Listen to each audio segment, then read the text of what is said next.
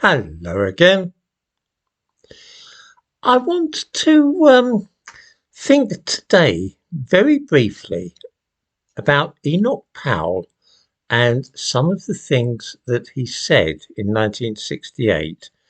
In particular, I want to ask viewers to consider whether Enoch Powell was correct in his prediction that large parts of British cities would, by this century, be occupied by immigrants and the descendants of immigrants who would number in the millions.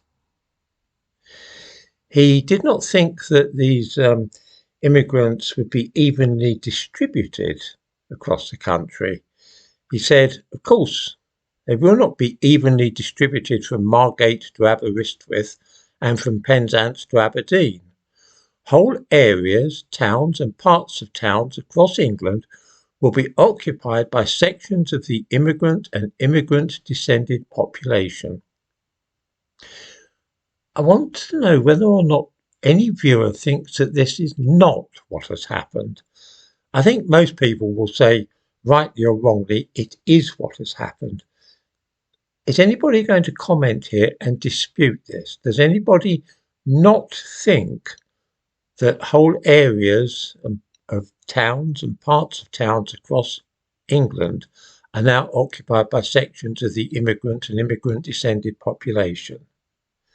It's a simple enough question, and it's wholly irrelevant whether or not we regard Enoch Powell as a wicked man or a rogue or a prophet or anything else.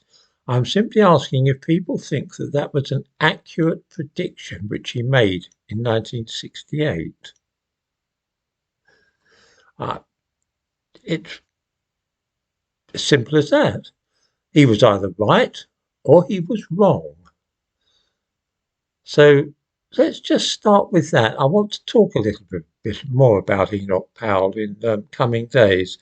But first of all, I just want people to ask themselves, was he right about that prediction?